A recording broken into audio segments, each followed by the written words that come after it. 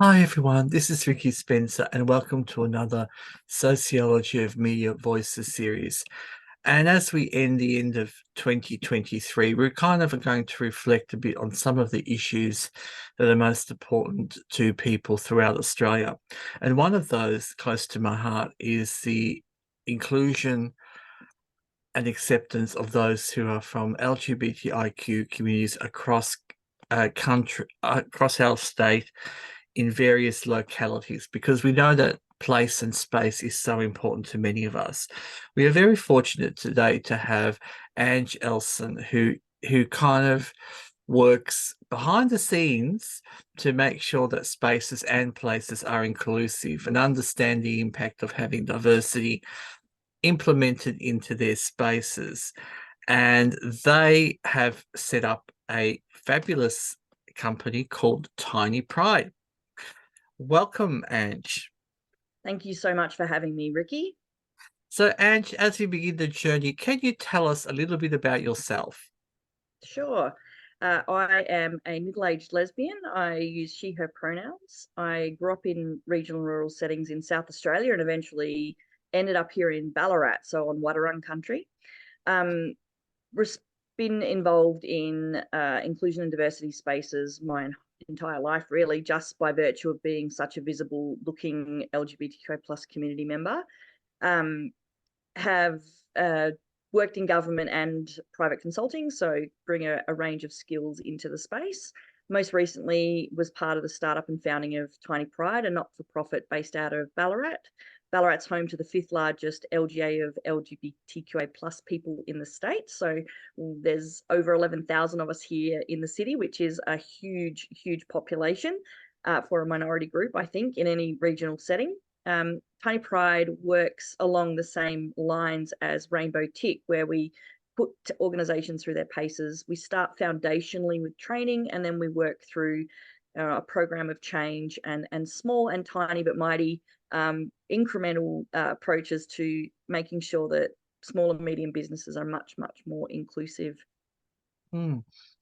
And for those that are listening who are maybe thinking, oh, why do we need to have another um, space when we talk about LGBTI inclusion in government, in local government? What would your response be to that?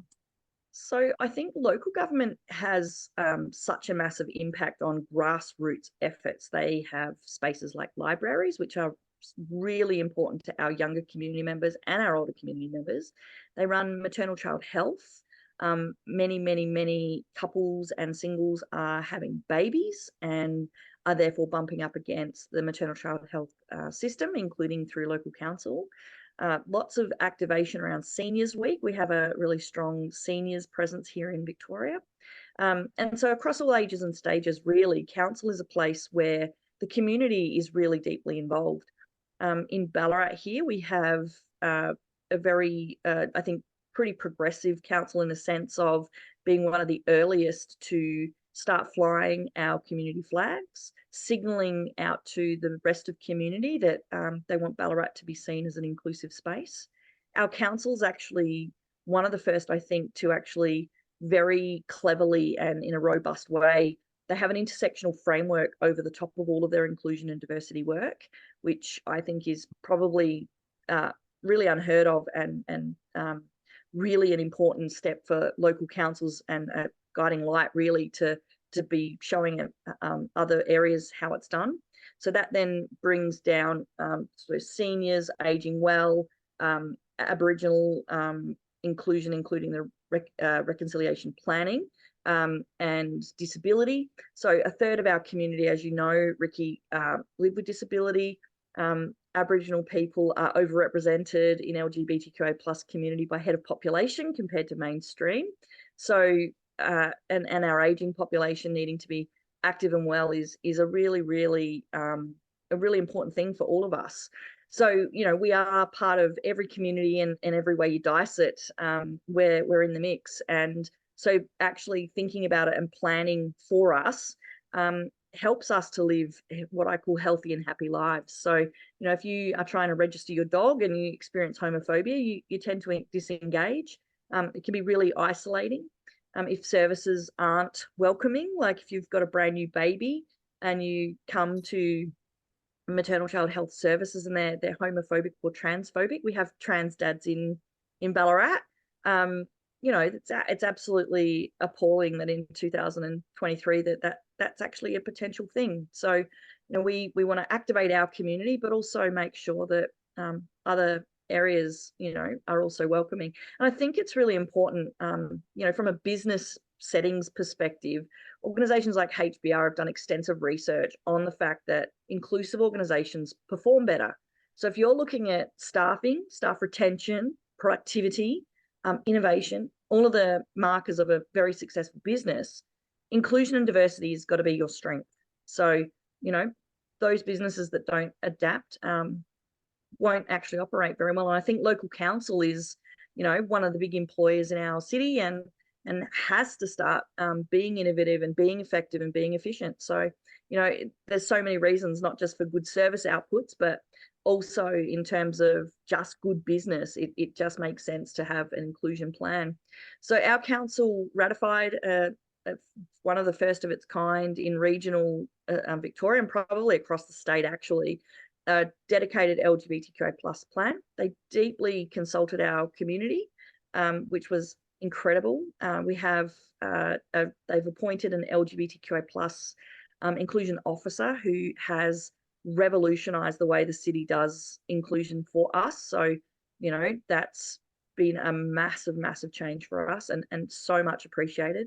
Our city has a thing for flag raisings. I think it comes from possibly the Eureka Stockade and the flying of the Eureka flag. We still fly our flags, and our community gets to nominate different days that we get to celebrate.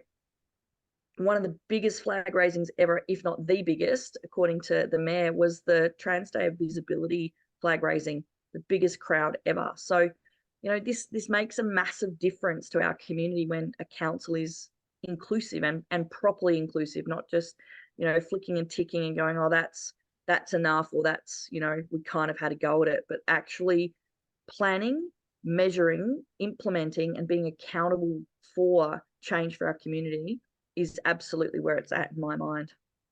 Mm.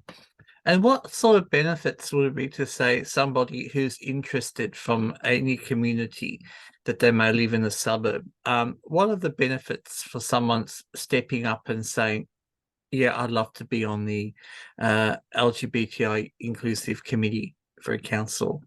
So yeah, our council does have a committee. It's in its second wave of appointments. And really what it enables council to do is kind of come and say, hey, what about this policy? And we have a really excellent cross-section of amazing different people, like from across different sexualities and gender representation. So, you know, it just means that council then has the ability to hear directly from community members about what works for us and what doesn't. So, you know, the programming has been deeply influenced by our committee. So for people who would like to get involved, it's really important to understand the responsibilities of local council. So you don't just get to change the world if you're on the committee. You can't tell the hospital what to do, for example. But what you can do is influence a really strong grassroots inclusion and diversity suite of change that makes things better for our community. So if anybody's got the opportunity to serve their community via participating in one of these council subcommittees or committees, I'd totally encourage you to put your hand up. We basically have an incredible group of leaders from a cross-section of organisations and with different skill sets, and they bring a really robust conversation to council. So if you're interested, it's absolutely a place where you can make some really, really significant changes. And, you know, what we saw was a bunch of different subcommittees. There was a brilliant, brilliant project that council did with our young people this year. So Ballarat has a really huge number of LGBTQA plus young people in schools. They're not really out, like, so they can't really come to community events. So council worked with the Y Ballarat, who does a lot of work with LGBTQI plus youth, and did a really beautiful Wear It Purple Day series of presentations where our older community members and middle-aged community members got to basically have their photo taken and send a message into the school for the pride groups to say, you're not alone. We're here. Here's my, snapshot of advice. So, the creative stuff that council gets to do, as well as the more mundane parts, really, really benefit from that LGBTQA plus partnership. Hmm. One of the key things you mentioned earlier was the appointment of someone from the council to the paid position to oversee a Yeah. lot of the policies. Can you explore that with our audience, why that's so important to actually have a paid person on staff to actually support some of the initiatives that are raised by Yeah. the committee? So I think, first of all, it's really important for that person to be part of our community, because if you don't have lived experience, it's really difficult to translate that. I think there is so often, well-meaning allies who step into these spaces. But I think without the lived experience of and history of being deeply part of our community, you kind of can get caught out sometimes. So the person that works in our role here in Ballarat is deeply involved and is part of our community. That means that they speak our language and can translate back. From our perspective at Tiny Pride, for example, that person sat in on all the training that we've done for council. So, for example, our local pool, the Ballarat Aquatic and Leisure Centre, has started running gay nights, queer nights, pride nights, pride swim and gym. And part of what that person did was basically is on call for them. So they're an internal resource. So while I've gone out and done training, they've also then been able to work behind the scenes in a council context to make further change in that centre. And that's change that I can't bring. It's actually council business. The other really brilliant thing about having a dedicated resource is that what gets measured and what's up in a plan and is part of the accountability framework of the council gets done. And so having a dedicated resource to basically say, here's the huge list of things we've committed to. I'm tracking it. I'm proactively implementing it. And this is really guiding that person's work and the work of the council. So, someone with like internal to council, excuse me, making sure that that work's being done because it's a council commitment is really essential, because if you don't measure and you don't hold yourselves accountable, then it's really just window dressing. So we're very, very lucky here that we have a dedicated resource. And it's very similar to the type of dedicated resources we see for Aboriginal reconciliation. Same sort of work in the sense of very important for it to be community-led, very important for there to be measurables, and for council to utilise that expertise in building out their abilities to work with our community. So our LGBTQI plus inclusion officer is across, all the work in seniors. They work very, very hard with our community to bring a whole bunch of programming into the Seniors Festival. They worked with us on Lesbian Visibility Day. They have held and created spaces for the Visitor Economy website, making sure that our events get promoted. They've done so much groundwork internally. And so, we go in and we do our little bit, but it's always backed up by this excellent human who is pushing really hard and really diplomatically within the structure of council. Because as I said, again, it's really, local council and local government has its own rules, it has its own approaches, and it has its own deliverables. So having a person with knowledge inside that space, decoding and pushing on with what's been agreed. And that's the important thing. This was signed off by council.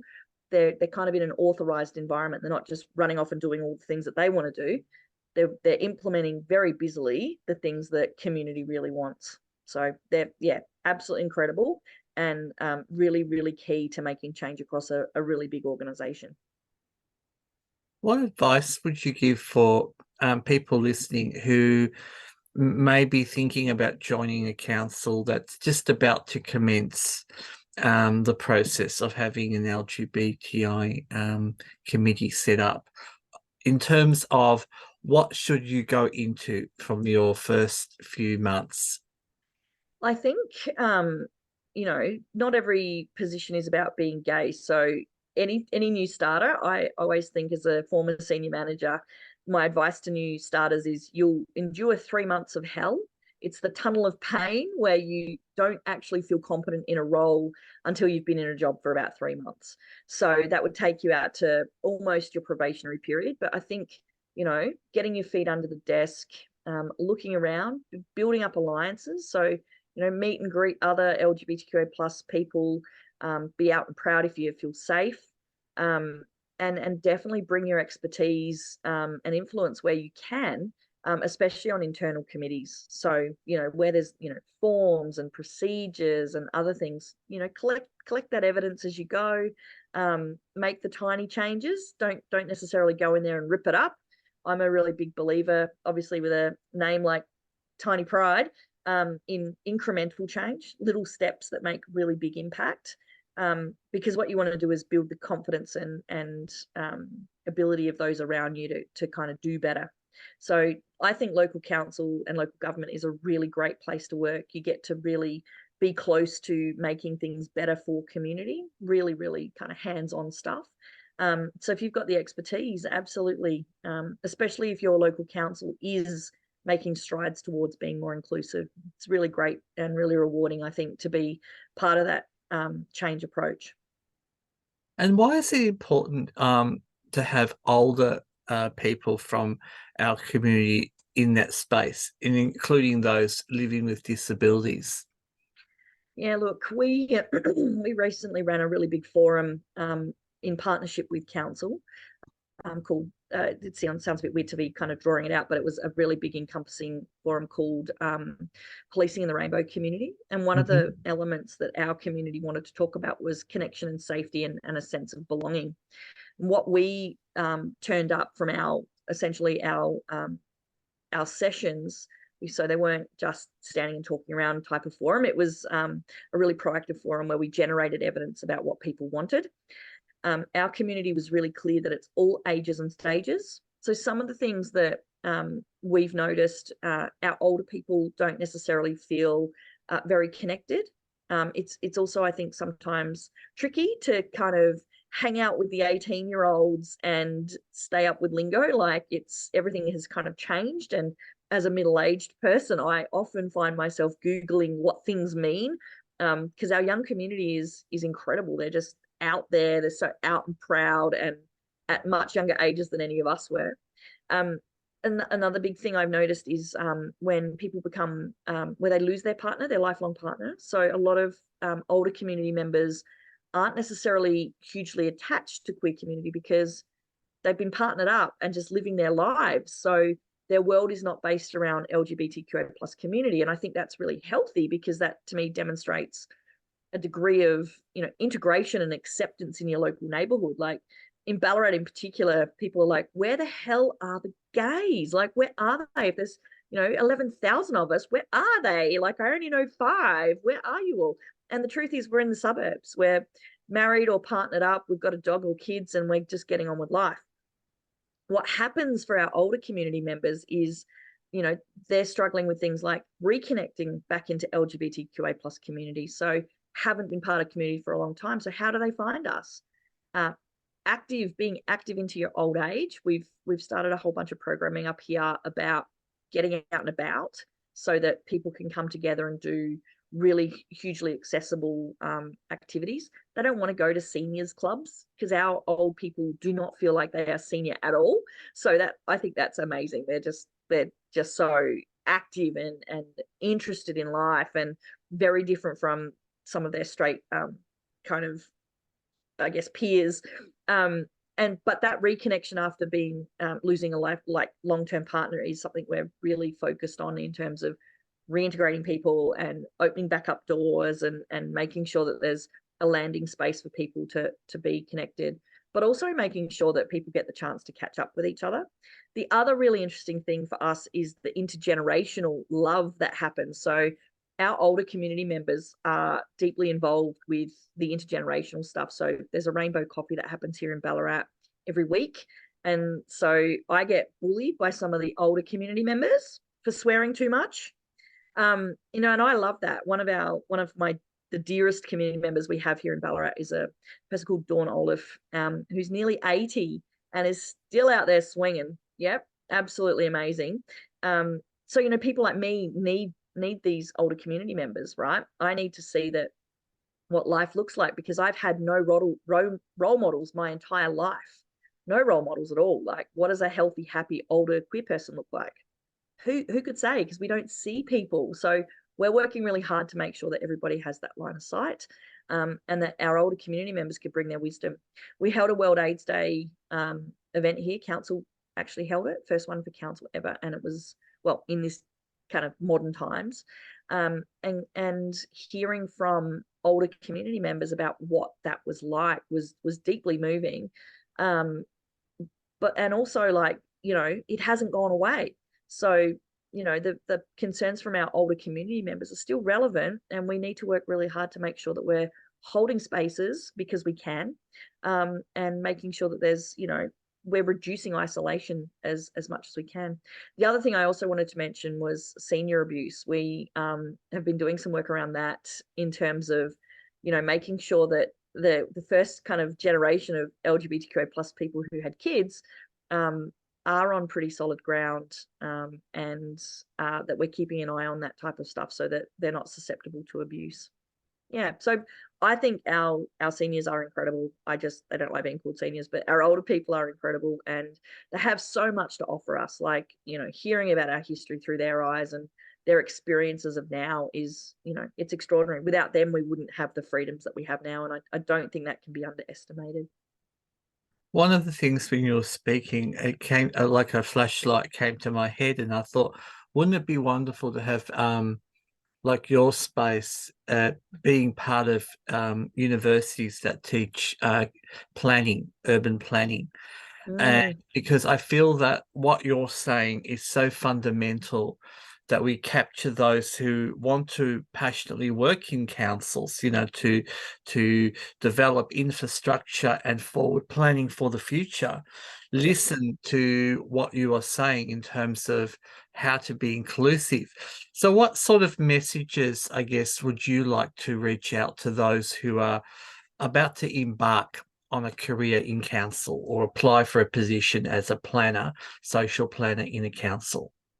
What's really interesting, because generationally speaking, 4% of boomers came out, 4% of Generation X came out, then we got to 8% of Gen Y or millennials, and Gen Z are actually, a third of them are actually identifying as LGBTQA plus. If we keep moving um, at that rate of representation, then the future is going to look very, very different.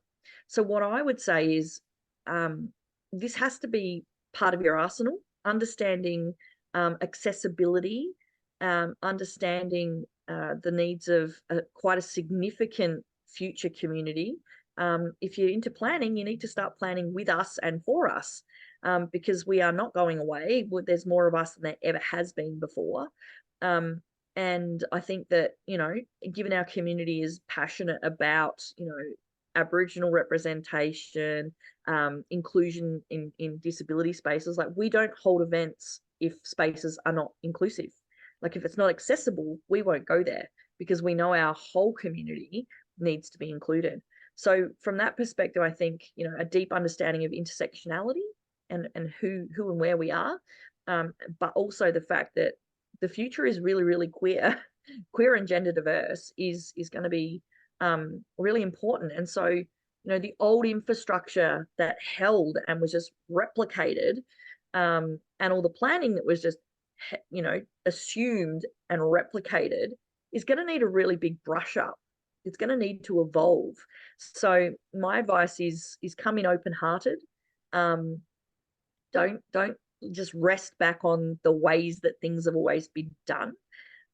Really look at who's in your community, and deliver for that future. Like, you've got a chance in terms of council to really make a huge difference in terms of, what suburbs are people building out, where are people living, what access do they have when they're doing that, what are your programs looking like, and what level do you hold people accountable to, in terms of, it, gone are the days, I think, where we approve projects where there's not proper disability access. Like, that would be outrageous. So, I think in a modern world, in a future world, we need planners and others to be coming into local council with that vision about being properly inclusive, because it's harder to retrofit than it is to build something by design that is inclusive. And for those that are listening, within Victoria, and I guess even interstate, who would like to know more, how is the best way that they can contact you if they want to invite you to speak to their students? Well, you can contact me at ange@tinypride.org.au. Or if you're really interested in rainbow local government, there's a really beautiful Facebook page there and a whole team there that's there to give advice and to push on. They've achieved so much, and I think Ballarat wouldn't be in the place that it is in without that absolute staunch advocacy from Sean and Jan and others who have been working really hard behind the scenes. They recognise that we have unique needs here, in particular in regions, and have been absolutely diligent in making those tiny changes that have really, really big impact. So reach out to us at Tiny Pride, or if you're more interested in the broader changing of local council, the Rainbow Local Government Project is absolutely well worth looking at. Ange Elson, it's been an incredible pleasure speaking with you, and we've put the links on our podcast below, so those who wish to contact Ange to have a further conversation or any of the resources, because remember, it's just one click away and you can ensure that your students, your researchers, your prospective councils can really move towards inclusion. And as I always say, when we get cultural safety right for one space, we're really getting it right for the whole community. Thank you so much, Ange Elson, for spending some time with us at the Australian Sociological Association Sociology of Media Voices series. Thanks very much for having me, Ricky, and appreciate the opportunity to speak.